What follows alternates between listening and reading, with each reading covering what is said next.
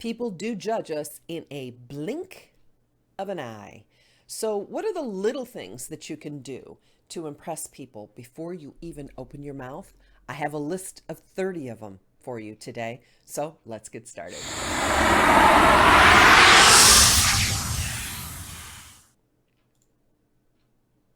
Sadly, it's true. People judge us. We don't even have to open our mouth. They look at what we're wearing, how we behave, the things that we do. But then when somebody gets to know us and they get to know us a little deeper, what are the things that we can do that are outward signs of our inner character, but what are the things that people pick up on, the little things that we do? And that's what we're going to be talking about today.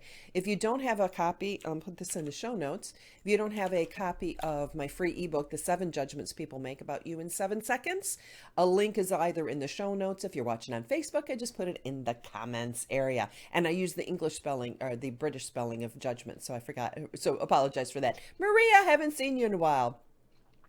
Doing self-care at the nail salon, said Fiona.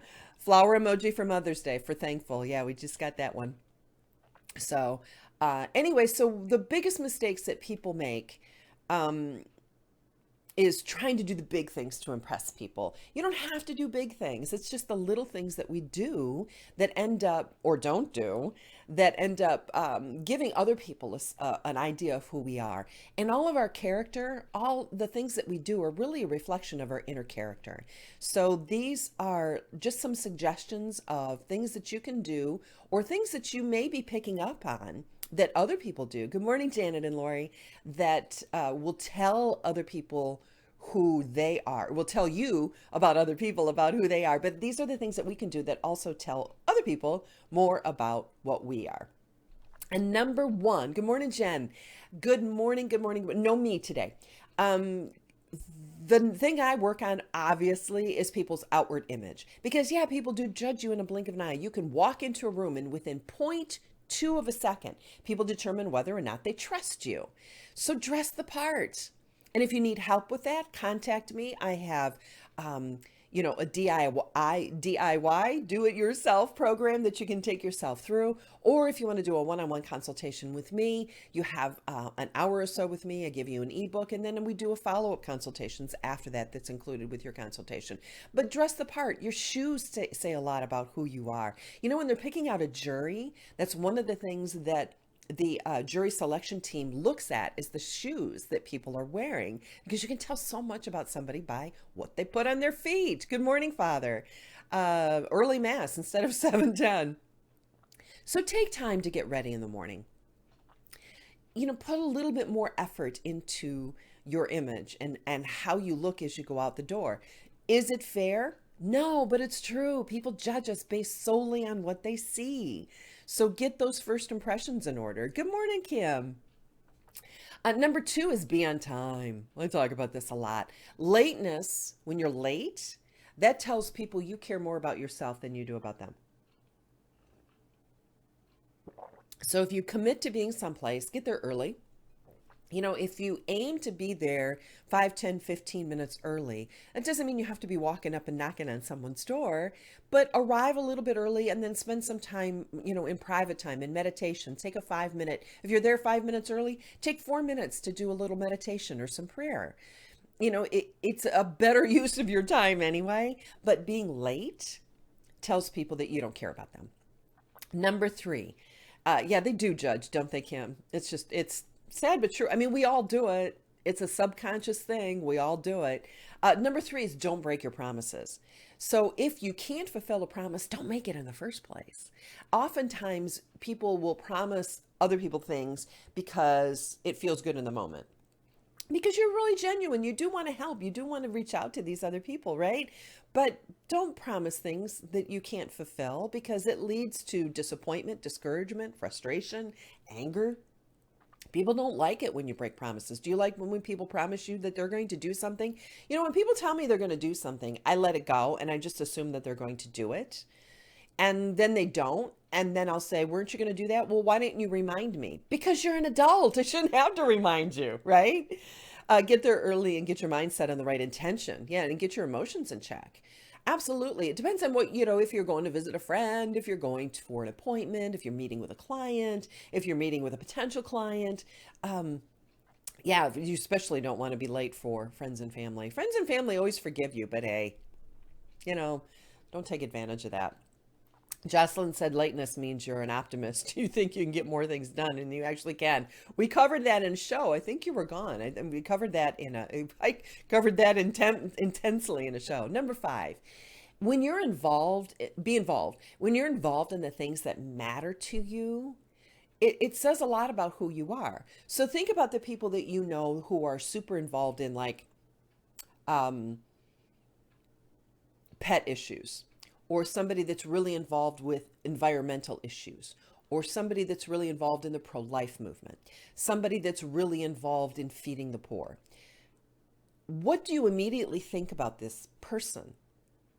So good morning, Patty, when you're involved in the things that matter to you, it tells other people more about you, and it also makes you feel better, because these are things that matter to you. Now, again, and I say this over and over again, if you have young children, your primary obligation is the hand that rocks the cradle rules the world, raising these young children to be productive adults in society, because they can go out and make an impact in different areas. So if that is your place and state in life right now, then I believe firmly, and this is my personal belief, and this is how I did it in my life. I devoted my life to raising my children and forming future adults. So I'm not saying get involved in the things that matter to you. I'm not saying leave your children, leave your home, leave your spouse, leave your primary obligation and go feed the poor. Although feeding the poor is a wonderful thing, your primary obligation and the more important thing is taking care of your children. Good morning, Sarah. Some people let their chronic late friends and family, the event is an hour early. Yeah, we did that with the friends. We did that with a friend of my husband's. Good morning, Susie, TGIF. He was always an hour late. So you would tell him if you wanted him there at 5, you told him 4, until he started catching on that people, and then he just became 2 hours late. So it was crazy. Number 6, manners. Say please and thank you often and meet it. Eye contact.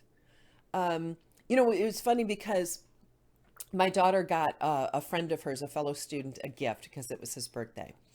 And his name is Juan. And one of his favorite plays is a Shakespeare's, was it Much Ado? No, Twelfth Night. No. Oh my gosh, now Puck, the one that Puck's in. Gracious. Anyway, Puck was his favorite character. And it's kind of his goal in life to perform on a major stage playing Puck. Not Twelfth Night. You know which one I'm talking about. Help me out here.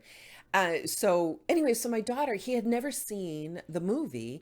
And we have a particular movie that we really like about, well, I'm just drawing a blank. Anyway, the name of the play is not that important, but you know what I mean. Midsummer Night's Dream. Thank you, Sarah. So he loves Midsummer Night's Dream. And his goal in life is to be on the major stage because he's played Puck in smaller roles, but he wants to play Puck in a major role. So, but he'd never seen the movie. And we have a particular movie of Midsummer Night's Dream that we absolutely love. So my daughter got it for him. So, because it was his birthday the other day, and he opened the gift. And she also got somebody else that she is in school with, kind of a going away present. So, an adorable gal, and this is an adorable guy. So when he opens his gift, he's like, oh my gosh. And he pulls the little wrapped gift out of the bag, because she has a bag and she has it wrapped, right? And he goes, oh my gosh. If it's a DVD, these are my favorite gifts of all time. Well, when you pick up a DVD case, you can tell when you pick it up, it's the right shape, and it makes a noise. You can hear the DVD in there. He goes, oh my gosh, I hope this is a DVD. This is my favorite gift, and I love DVDs. And then he opened it up. He goes, Midsummer Night's Dream. This is my favorite play. Oh my gosh. Do you know, and he goes, look. And he pulls out his sketchbook and he goes, I've designed a set, my ideal set for Midsummer Night's Dream. I just designed the set. And so he pulls out these sketches and he goes, I can't wait to get home and watch this. I'm going to watch this tonight. Now, when you get a gift, when you get a gift for somebody that, I don't know, what was that Midsummer Night's Dream? How could it, maybe $10. His thanks and his true appreciation of that gift overflowed not only to Darcy, who got the gift for him, he felt good about the gift, but anybody that was within earshot was pretty much excited about Juan's gift, right? Now contrast that to the other gal that she got a gift from, a really shy, soft-spoken, kind, darling girl. I just adore this gal. But she was uncomfortable receiving a gift. And we all discussed this at home. And she was like, not sure how to receive the gift. And so she's like, oh, and she opened it up and she pulled them out. And she went, I love these. Thank you. She got them out and put it in her hair. Now, which person would you rather give a gift to, right? So learning to say thanks in a very grateful way and not over the top, because that one is just a really really sanguine, really outgoing type of person, and this other gal is very soft spoken and quiet and that kind of stuff. And you know that both people appreciated the gift, but it was how the please and the thank you were said that meant the world. So not only just saying please and thank you, but really meaning it will set you apart from 99% of society out there, right? And Natasha got it too. Great. Thank you. So anyway, so that's number 6, is the pleases and the thank yous. It must be 2 because I didn't notice, except I mixed it up. Oh, okay. Number 7 is smiling. And we've talked about this many times before. When you smile at an absolute stranger, they have a 34% chance of having a happy day, of picking up on your joy and your happiness. So, and it's a natural response when you smile to smile back. And they've done studies with babies who are around people that smile and people that don't, and babies who are blind and when they start smiling and when they, that type of thing. So smiling is contagious. So that will set you apart as well as just a smile. Number 8, right here. Don't be constantly using your phone. I mean, I'm on mine all the time. And I do have an iWatch, which I don't have on yet this morning. I got a late start. Darcy doesn't have school anymore, so she's still in bed, and Dennis slept in. And it was like, I got caught up doing things. And I'm usually the hubbub of people moving around the house in the morning while I'm working, locked in my office, gets me going. And suddenly I went, hey, it's 7 o'clock. But I don't constantly use my phone. The watch is kind of handy though, because if I get a text, I can just look down and see if it's worth but it also is really distracting. So when you're with somebody, give them eye contact, give them you. The greatest gift you can give another person is their time. That's why I'm so grateful you're here watching this. So you don't need to be on your phone every second of every day. I've gotten in the habit of I put my phone away when I'm working, so it's not anywhere near me, and I don't have my watch on either. So giving people your time and your eye contact is really important. Smiling is such a terrific free gift, said Natasha. You can give it to everybody. Yeah. Number 9, this one's big for me. Don't complain about your spouse. I mean, you've got people that you can talk to and complain about, but it seems to be contagious when people start talking negatively about, oh, guess what my husband or my wife did? It seems to catch on to other people around, and then they all start talking negatively about their spouse. And I've always said that when you talk negatively about your spouse to other people, what does it say about you? This is the best I could do because I'm such a loser. All I could get was a loser. Don't complain about your spouse. I mean, you want to call your mom and talk to your mom about it. You want to talk to your best friend about it. But when you're in public, don't cut down your partner. Because it says more about you than it does about them. So don't do it. I think phones can be the rudest devices ever invented. It really can, Rick. And I find myself, I got called into the doctor's office yesterday. Everything's sort of okay, but, it's fixable. And my phone, I forgot to mute it. And so my phone, like text messages, as girls knew I was in town. There was things they wanted me to pick up at the store. Yesterday was Darcy's last day at school, so we had kind of a little party to celebrate yesterday, and that kind of thing. So anyway, but my phone kept Nah. So I just was still talking to the doctor and we were like this, and I just reached up and I hit the buttons and turned it off. And she said, "Oh my gosh, thank you so much. You know how many people come in here for their doctor's appointment, check their text messages while we're talking and that type of thing." She goes, she goes, "And you normally," and I said, "I normally turn it off before I come in here." She goes, "Yeah, that's the first time I've ever heard your phone go off." So getting away from phones. Let me see. Hate that. Yeah. Once the feathers are put to the wind, you can never recover them. Yep. Great point about the spouses, says Kim. Yeah, feathers are the gossip. Absolutely. Hey, good morning, Donna. Good to see you here this morning. I love your page, by the way. Thanks for sending me the link. So yeah, it's like that thing with the gossip. Once you gossip about somebody or say something negative about somebody, it's like the ripping open a feather pillow and letting all the feathers go, and then going back and trying to collect all those feathers. You'll never get them all back, especially with the internet. So don't complain about your partner. Number 10, support your children. Be there for your children. I'm a firm believer in family and putting your children first, or raising children to be productive adults in society. And be interested in your children. Be interested in the things that they're interested in. My children are interested in a lot of things that I have no clue what they are. I learned Snapchat so I could understand what my children were talking about. So I actually sat down and played. I don't like playing games like PS4 player. I don't like that kind of stuff. But I sat down with them and learned about the games and played a couple of games with them, just enough to know I don't like them. I'd rather be doing other things with my time. But taking an interest in your children's lives and what they do. When you do that, oops, sorry. If you do that early on, then as they get older, you'll find that they come back to you for more and more things. Uh, Number 11, personal hygiene is not an option. Worst thing in the world is when you're talking to somebody and like halitosis is coming out, right? And it's so hard to hear what people are saying when you're so focused on how bad their breath is. Wear clean clothes.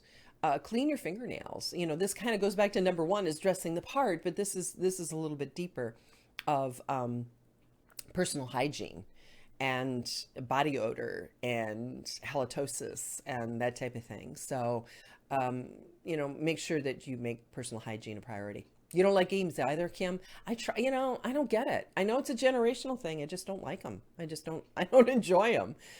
Rick said one time my phone started buzzing when I was tutoring a 4-year-old. I told him I was going to ignore it because you're more important than whomever is trying to text me. Yep. Get the biggest smile I've ever seen. Isn't that adorable? Good for you. I just love what you do, Rick. I mean, just how fulfilling that you get to tutor these children is amazing. Natasha said, "Hey, good morning, Beth. Husband asks his patients to put their phones away when they see him. He finds it frustrating texting while he's trying to talk with them." No doubt. Hey, Melanie, good Friday morning. Glad you finally made it. Number 12, speak clearly and make eye contact. Nothing worse in the world than people who mumble. Drives me nuts. That when people, if you want me to hear what you're saying, and I've done this when I teach my children how to greet somebody else. Like we go up to our pastor after church on Sunday and making eye contact, making a firm handshake, speaking up, speaking clearly and loud enough that other people can hear you is really important. Number 13, don't chew gum. This goes back to the halitosis issue. If you have to have a mint in your mouth, that's fine. But chewing gum and smacking gum and, that type of thing. I have never known anybody that was impressed with another person chewing gum. Do you ever see a political candidate chewing gum while they're speaking? Do you ever see anybody of any sort of import chewing gum while they're trying to speak? If you want to chew gum, fine. But if you're going to engage in conversation, get rid of the gum.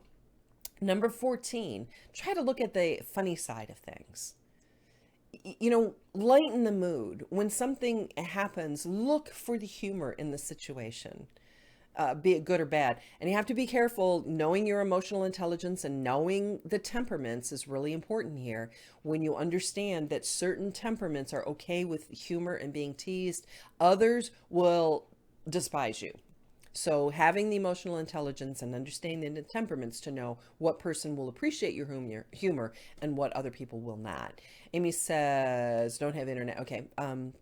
Always feel better when I've showered and get myself together, says Patty. And you carry yourself better when you feel better about yourself too. Number 15 kind of goes back to the other one about eye contact, but greeting people knowing how to greet the people you care about and knowing how to greet the people you don't know. So some people like hugs, some people don't want to be touched. Other people like a handshake. Learning how to give a good solid handshake. I should find the link to that. It's on my blog about how to make a great first impression with your handshake. Great list today, says Natasha. Yeah, we're halfway through it. Number 5, to understand, it shows that you love and care about them and you know how to speak their language. So how to hug, when not to hug. My girlfriend Shelly, she cracks me up. Shelly Rice, she's not a hugger, but she said, all my friends in the South are huggers. And then I go north or northeast. She does conferences all over the country, all over the world, actually. And she goes, but my conferences, she's about 30 conferences a year. My conferences in the north and the northeast, people shake hands or they greet you. When I'm in the South, especially Texas, they like to hug. She doesn't really like to hug. And I know that about her.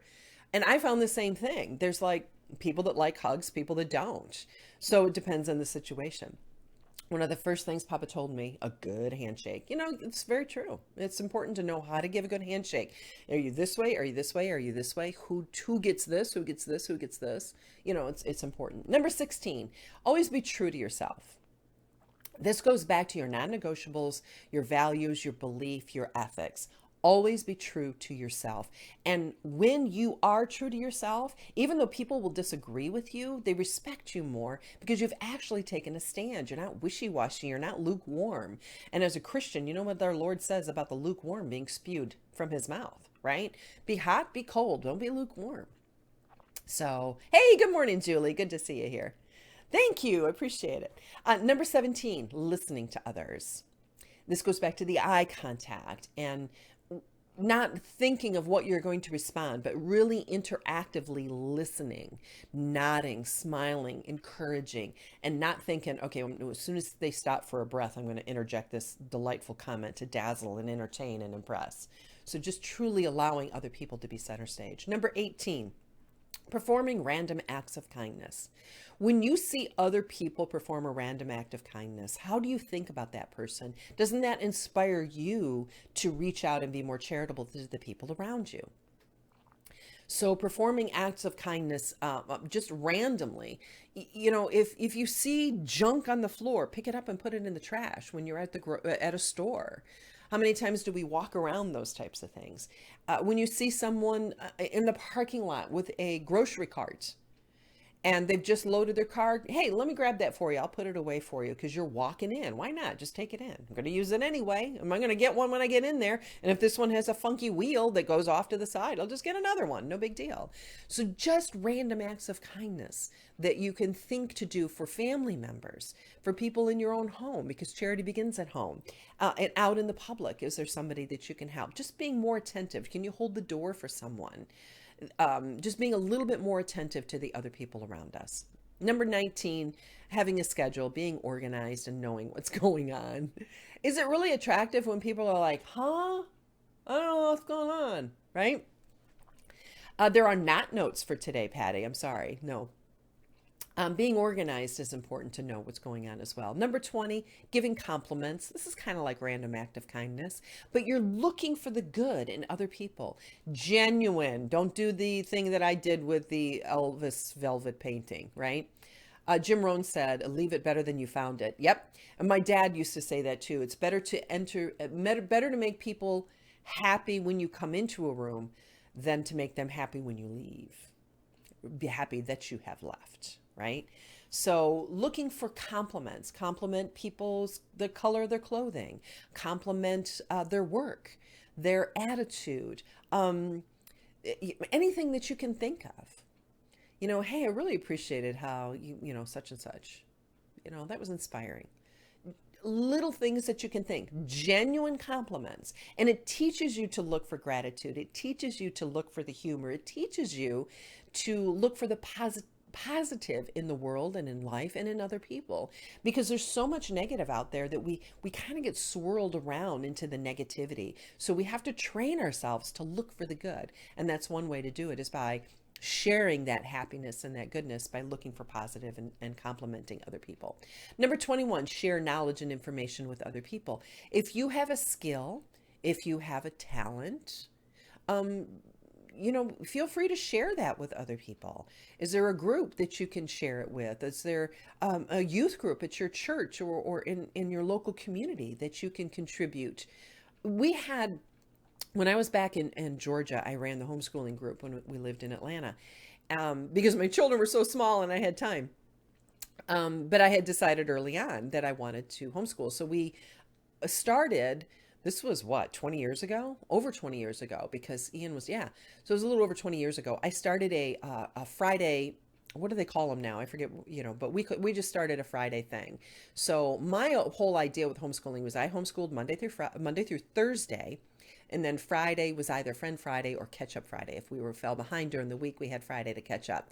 So we started a co-op, and I found that someone in our church was a chess master who competed at international levels in chess, and she agreed to come in and teach a class to our young students on how to play chess. So if you have a skill like that, maybe find a youth group or, someplace that you can share that. And then when we moved here, now I know somebody here locally that is a lace maker and somebody that does tatting. Well, good luck finding somebody that makes lace by hand or who does tatting, because these are lost arts. So I had her come in and teach and exposed her to a whole new group of people. And she did it for free. She just was coming in to share her knowledge and her skills. Natasha says, may no one be less true, less kind, less noble. It's part of my favorite prayer. Oh, I don't think I've heard that one. Reminds me how to be with others. I don't think I know that one, Natasha. That sounds great. Number 22, be positive, focus on the good. And basically it means don't complain. Look for solutions instead of just complaining about the problems all the time. Sometimes you have to vent and get it out, know who to speak with about that type of thing, inventing. But other than that, just be positive and focus on solutions. Focus on repairing things instead of, oh, the world's going to hell in a handbasket. Okay, yeah. What are we going to do about it? Well, I don't know. It's just going to hell in a handbasket. You should write another book. I love that when people always tell me that I should do things. I'm like, well, why don't you do it? People are full of great ideas for me to do in my spare time, right? So focus on solutions that you can actually implement in your life and be positive. Yeah, there's problems. What can we do about it? And start little, start small, start with your neighbors, start with your family, start in your local community, because that kind of kindness and goodness will spread. Number 23, helping others when you can. Oftentimes, we can't find those opportunities. It kind of reflects back to random acts of kindness. Hey, good morning, Wanda. Good to see you here. Hey, Mukesh. Look for continuous improvement, even in our daily lives. Yeah. You'll find it messaged to me. Thank you, Natasha. Yeah, when we can become 1% better every day, or 10% is what we kind of shoot for, but even 1%, taking little steps in a positive direction is never going to hurt. Here's one I'm not good at, number 24, keeping a clean car. I take my car through a car wash every so often, and I love how it looks. I should get one of those things. You can get like a membership to a car wash. I really should do that, but one of my cars, the back window is not, it kind of broke, so it's not closing. It's an older car. And that prevents me from taking it through the car wash. But keeping your car clean inside and out. And I had the biggest problem keeping my car clean on the inside.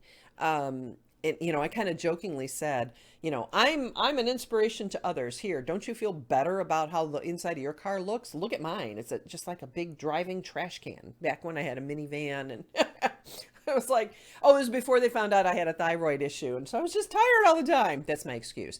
But still, now I've gotten into the habit of every time I get out of the car, I clean it. I pick up little things. I pick up stuff. I pick up bags and put them in my hand, put them in a little bag, whatever. And I clean the car out every time. And then you can give people rides and you don't feel bad about it. Number 25, let yourself feel.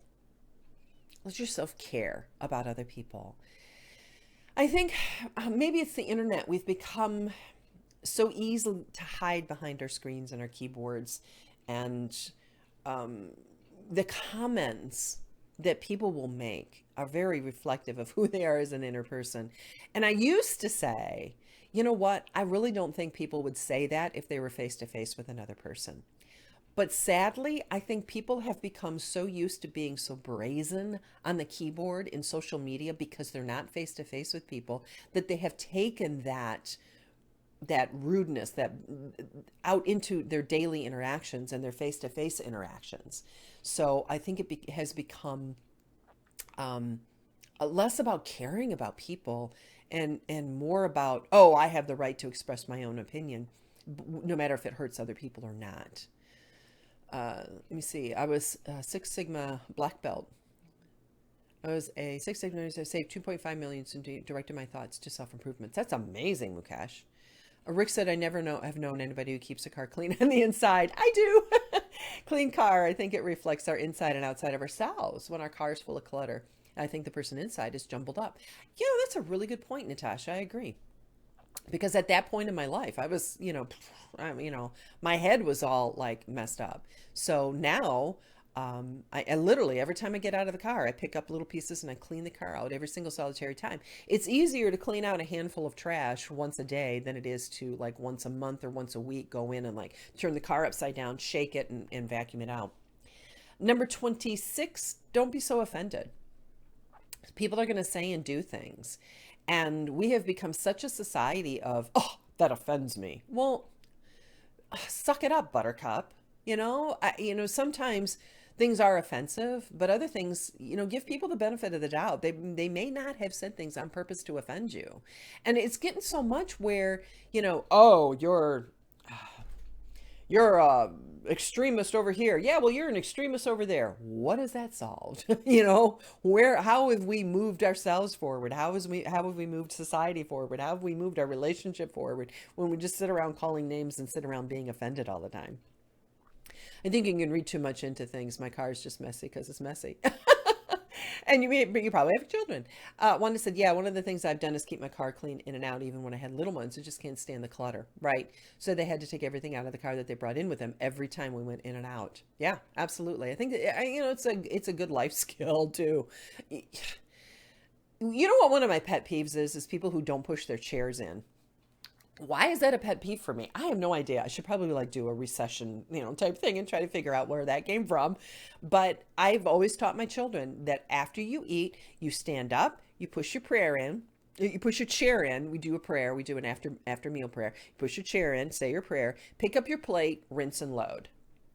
So, just trying to get into these habits with muscle memory, that these are just the things you do. You pick up after yourself. And, for me, that goes for the inside of my car as well. Teaching children through your actions. Bravo, says Natasha. So yeah, don't take offense. Number 27, own up to your own mistakes. I just go tired of people making excuses. Yeah, but. I'm late every single solitary day because, well, you know what? Get up 15 minutes earlier. I don't know. That's the one I can think of because my daughter brought it up yesterday about somebody that's always saying why they're late to school every single solitary day. I gotta run. See you later, Jocelyn. Thanks for being here. Oh, Lori's pet peeve, leaving cabinet doors open. Mine too. Did we get that from Mom? I'm not sure. What's funny is that I go to my best friend Barb. She's a cabinet door open leaver. And so when I'm in her house, I didn't even realize it. We've known each other forever. I'm really comfortable. I go to the fridge and get I make my own coffee. It was just her house is my house. My house is her house. We're really, really, really good friends. And she leaves cabinet doors open. And they don't bother her closed. She just opens it, grabs some up. And she's like, I'm going to go back later sometime today, maybe, and so all the cabinet doors are open. And so we'll be standing there drinking a cup of coffee and I'm going around closing cupboard doors. She goes, yeah, that's okay. I don't care. Go ahead. But will you have the list? I didn't start making notes. I missed the first 17. Yeah, I will have a list. People have lost the ability to apologize. Yeah. Pushing the chair is thoughtfulness so others aren't inconvenienced by it sticking out, and that's true at restaurants and that type of thing. And it's funny because at Darcy's school, I'll go there sometimes and have lunch with her.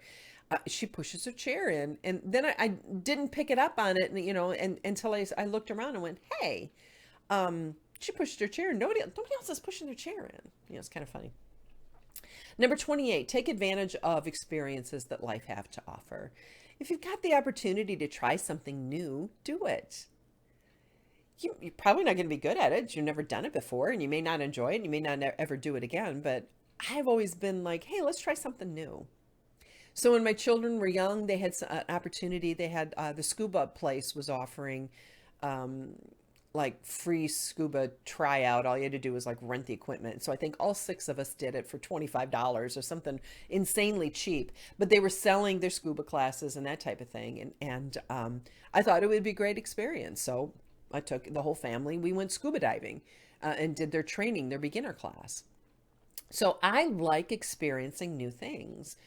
And it gives you things to talk about too. When people say, "Oh, I really enjoy scuba diving." Oh my gosh, I have scuba dived once, and I had a bad ventilator or respirator or whatever they call the mouthpiece that you breathe oxygen through. The flap was blocked, and so I got down to the bottom of the pool, and get the weight belt on and everything, and I'm like, I gotta go up.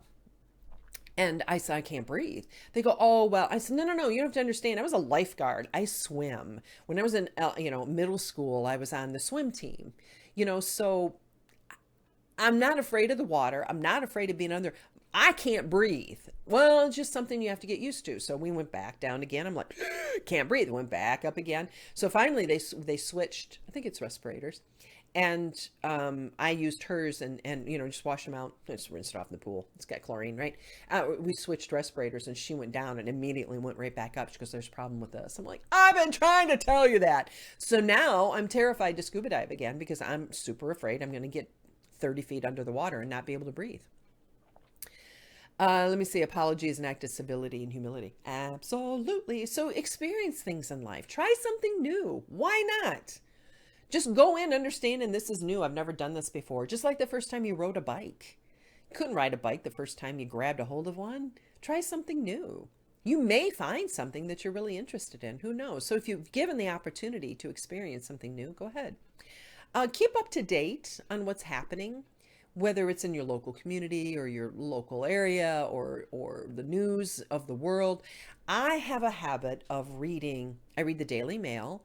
I have, well, I'm going to give you a list of everything I read, but when I read the news, I read news in the States, I read news in Australia, I read news in England, I read news in Europe, but I read their newspapers and their websites, the English version of their websites. Well, the English version of England and Australia are English, right? Sort of. But I'll read, because you get a different perspective. I'll read their impressions of what's going on in the United States, and then I read our news about what's going on. It's just really enlightening. You get to see things from the other side. I like looking at both sides of a situation. So keep up what's going on in the world and read news from a different perspective.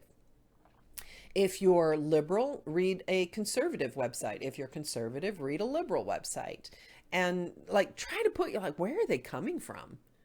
I don't understand where they're coming from. Where are they coming from? If you have time. Obviously, if you don't have time, you don't do that. And I don't do it all the time.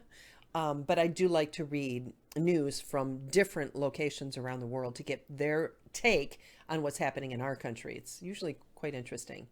And speaking of other parts of the world, if you do have the opportunity to travel, I highly recommend it. I hate this saying. I don't know why this popped into my head. There's more than one way to skin a cat. I hate that saying. There's more than one way to do something. Love life, says Lori. Yeah, every day can be exciting. It really does. Chairs, cabinets, unfolded towels. Get you the guilty of it all. It's your temperament. That's kind of funny. That's another pet peeve of mine is how towels are folded and put away in the cupboard. I want them folded. You fold them lengthwise first, and then again and again, right? Down into quarters. And then when you put them in, you have the rounded part here. You don't put them so the things are sticking out, because you reach in and you know that when you grab that one big round, that's one towel. But when they're faced this way, because they're all the same color, you don't know which ends go with which one. So you reach in, you think you're pulling one, you pull two out, one hits the floor. I'm like, who put the towels away wrong? Because to me it's wrong. So anyway, if you have the opportunity to travel, do so and see that in other parts of the world, like when I was in Europe, I don't like the towels that they have at the hotels there. They're like like flour bags. Man, they're really thin. I want a good terry cloth towel that has like nubs on it, right? So it's interesting when you do travel to see that there are more than one way to do things and that people live differently and their food tastes a little bit different. And um, but you really, what's interesting is that we're all worried about the same things. We're all worried about our families. We're worried about our children. We're trying to do the best we can in our own lives and in the lives of our family and raising our children. And when you travel and see that other people do things differently, but we do have a sense of commonality about us, that we are striving for many of the same things, it's a real eye opener. It's a real eye opener, especially if you can get to Europe too, by the way, because here in the United States, like old to us is a couple hundred years old. I stayed in a row house when I was in England that was, oh no, in France. I stayed in a home. My friend has a house in the south of France, and it's a row house. And it was built in the 1300s. So being able to stay in her home that was like 700-800 years old was amazing. It's amazing. Okay, Patty says, I am the towel police. I spoke with an Italian waiter this morning through Facebook Messenger. That is cool, Lori. Towels too, yeah. Well, a lot of us are towel police, apparently. Brothers in Rome for 2 weeks. Oh, I miss Rome. I want to go back. Overseas towels are different, aren't they, Natasha? Absolutely. The sanguine in me wants to sneak in your house, open all the cabinets, pull out all the chairs, and turn the towels around. Let's start talking about the toilet paper roll next, right? No face cloths either. Yeah, that's true. They don't. I do carry my own as well. That's pretty funny. Calling with video on Facebook Messenger. Yep. Are you learning Italian? That would be fun. Rick said, student teaching in a British school taught me how many assumptions we make here without realizing they're just assumptions and not the only way of doing things. Yeah, I found that as well. Jenna says, I don't have too many pet peeves. However, I really dislike anyone who micromanages me or anybody that tries to manage me. I'm like, you are not my boss. You are not the boss of me. And I know people, I know people genuinely want to help, right? But, sometimes it's a real bother. All right, so I'm going to end the recording and then we'll continue our conversation live. So if you are watching this on the recording, make sure you join us Monday through Friday on Facebook. I am here Monday through Friday. I forgot I did this with the new thing. I am here Monday through Friday, 9 a.m. in New York, 2 p.m. in London, and 11 p.m. in Australia. See ya!